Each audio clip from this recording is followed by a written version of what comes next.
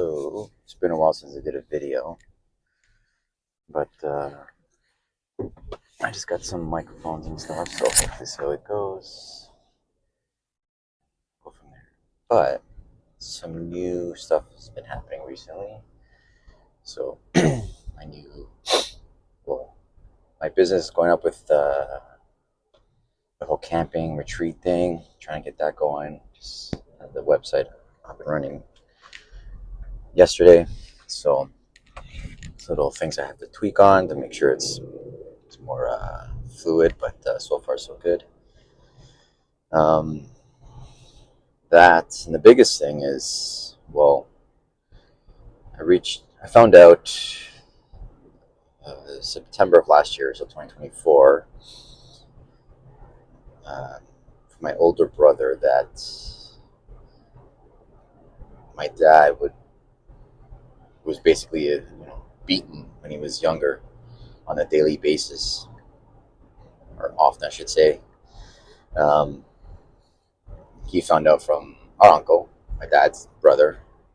That's what happened, and it got to the point where like his father would come home from work, he'd come down and just get beaten up, and then go to his room, and then the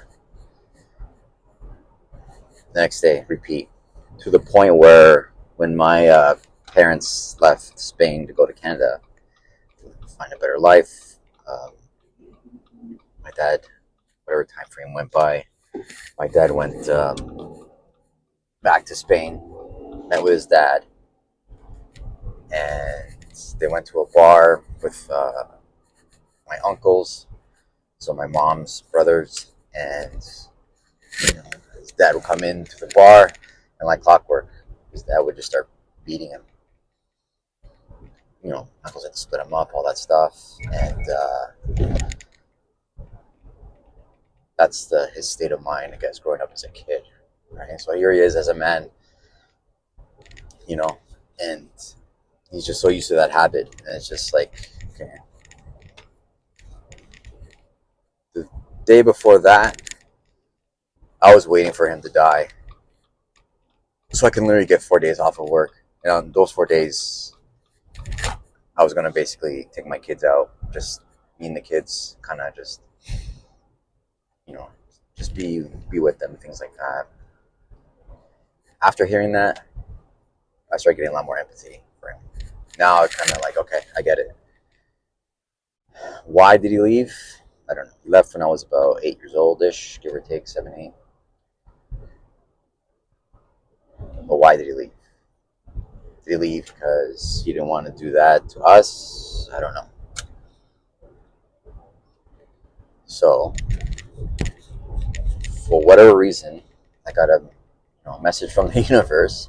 It's on Instagram, and then basically I got there's like an ad that says, "Dad, tell me your story." So it's a book of questions, and then you give it to your father. There's one for moms, and then basically they answer questions. So it's like, what's your favorite movie? Where'd you grow up? And things like that. It's an interesting gift because like you give it to them as a gift, but then it's kind of like you give it back to yourself. So I asked my mom if she can find where he lives and things like that, and because I want to send this to him, reach out to him, and then send it to him. So my uncle's Spain, from where he lived, and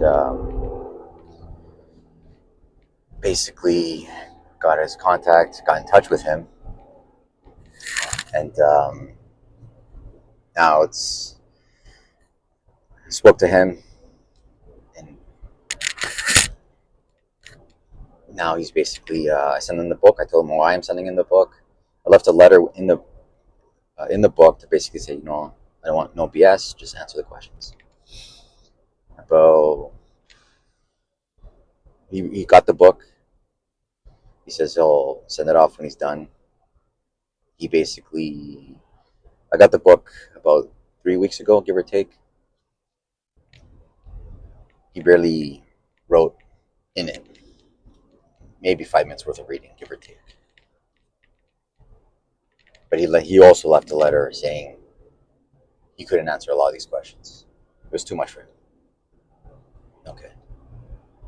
Again, don't know what he's going through, what he went through. So give him the benefit of the doubt. So at the end of March, I'm going to go see him for a week in Spain. I haven't seen him in grade 9. I think it was the last time I saw him. When I saw him, I was there for maybe an hour, give or take. So I'm going to go see him, give him the benefit of the doubt. Sun's like just on us, eh? Yeah, it's just interesting because the week I picked off for vacation was the same week I'm basically going to go and see him. It's just, I picked the vacation first, then I made the appointment to go see him. So again, that's the universe talking. Oh, here. So yeah, we'll see how this goes. It's gonna be interesting. So I got a couple of photo albums, do a journal, all that stuff. I'm gonna go in there with 100% just positive olive branch mindset and see what happens.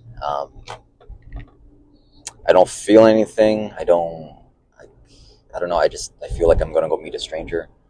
So I don't know what the outcome will be. I don't know. I'm just rolling with the punches right now. I spoke to a lot of people on the job and outside of work who had similar experiences with their father, and they all said the same thing. I wish I did that. I wish I closed that chapter. So that's exactly what I'm going to do. Go in there, give them nothing but positive outcomes, positive outlooks on everything, and just get them to open up, talk. Ideally, if I can do a breathwork session, that'd be great. Go from there. He said he had cancer. I don't know from what. We'll see. I'm gonna call him either today, tomorrow, and confirm that, hey, I'm coming to see you. So let's see how that goes. But yeah, that's with that. It's interesting because I told my sister same thing. No, I'm not trying to get political here, but on the political spectrum, she's very left leaning, and she was kind of upset that, like, why are you gonna go see him? Why waste your time? Kind of mindset in a nutshell. I brought it up to her. I was like, he got beaten as a kid on a daily basis. Right? She's like, of course I knew that. I don't care. That's kind of her attitude towards it. And I was immediately like, if someone was mistreating someone, a homeless person, for example, just mistreating them, talking down to them, abusing them, whether physical or not, she probably would be the first one like, that is wrong. How dare they? They don't know what that person went through. And here it is, the same thing, and she's not accepting it. So I find it, very hypocritical, which I'm not surprised.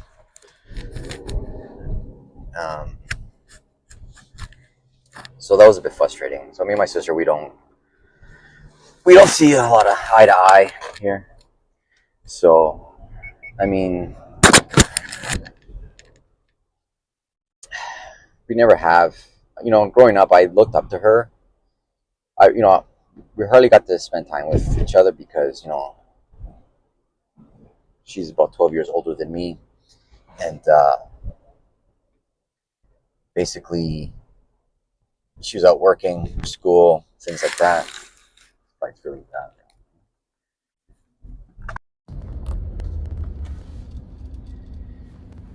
How about that?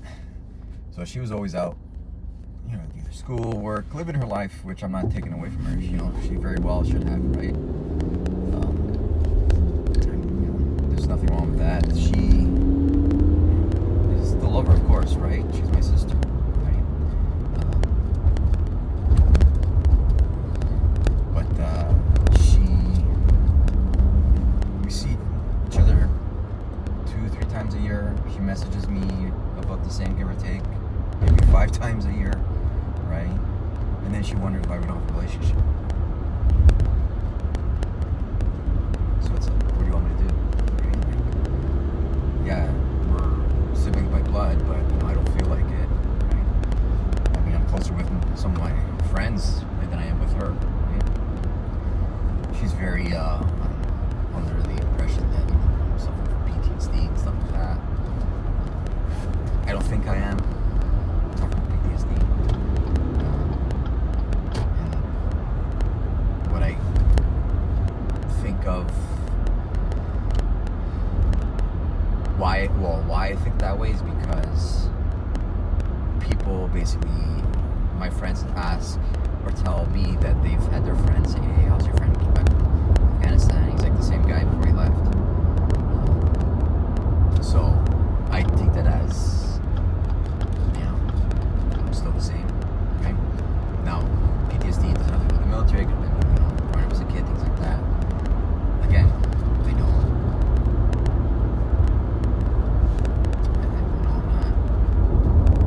I don't see some of my buddies from who I served with, like they are suffering from PTSD. I'm like, okay, I get that. That could be the extreme, right? I don't know. To me, it's just like that's the world. That's how the world is. I'm just like kind of accepting it and kind of, all right, what do I do now? I use it more as motivation now. It's like, since my dad left, it's like, what, I'm gonna show you I don't need you, right? That was my mindset. So I'm very independent in that sense. I hate being micromanaged. But I'll give you an example with me and my sister's relationship. So she had broken up with her boyfriend. This is years ago, obviously.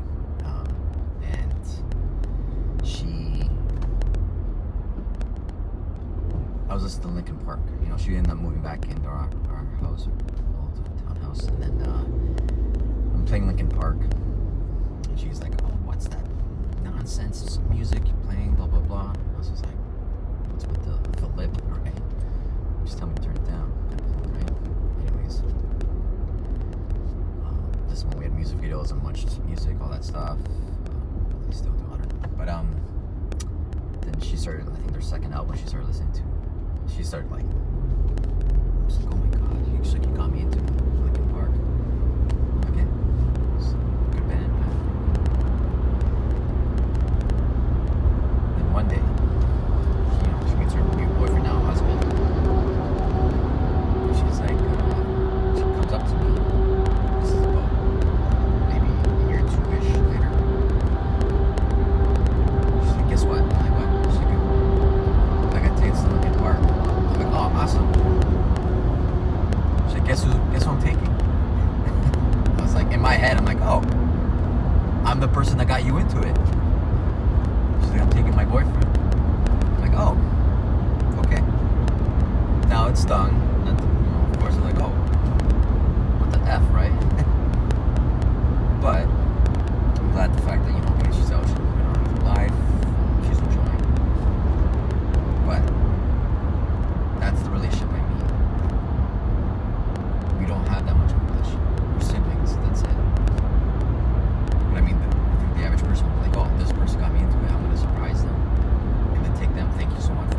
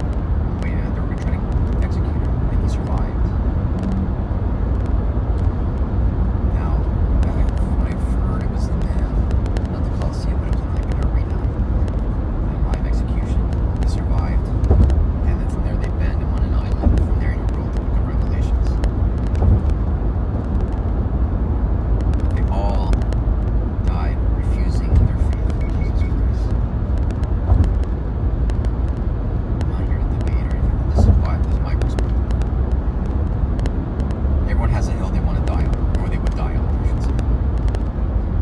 So some people are dying the hill of, anti-racism, whatever their belief system. They would die on that hill because they know 100% this is where I'm gonna die, right here. They believe in that truth. So many 12 apostles had preaching the Lord of Jesus, and then we're told, deny your faith and you'll survive. And they refused. They were the original ones who saw Jesus' miracles. So they, from their perspective, like, whoa,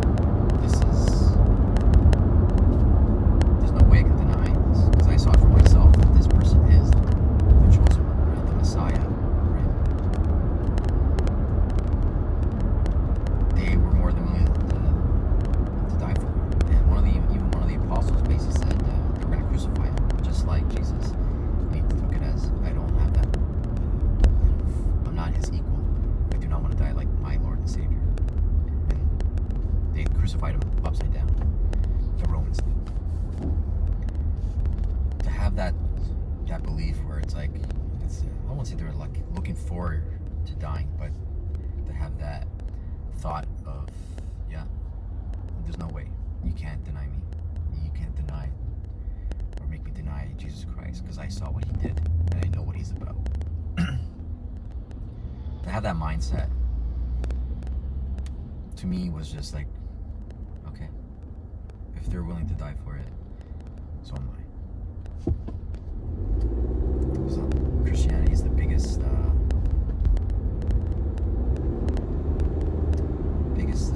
group of people who are being abused, slaughtered around the world.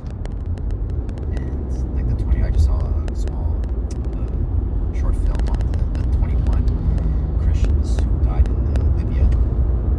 They were Egyptian. One was from Ghana. And there's 20 of them. They're about to be executed, or they were arrested and being tortured and stuff.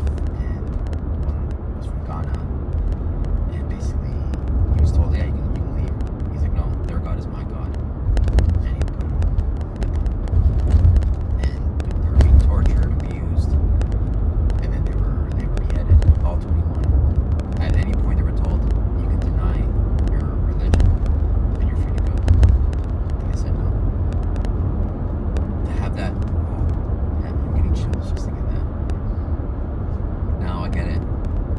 Muslims were against that, opposed that. I get it. I'm not here to debate which one is better. This is my faith. This is my belief. This is the way. That's it. You want to believe in the flying spaghetti monster? Does it make you happy? Make you a better person? Go nuts. That's the way I see it. That's my thought for now. But I'm just approaching work. Let me know in the comments what you think, disagree with, agree with, anything. Don't be shy. Tell me how you feel.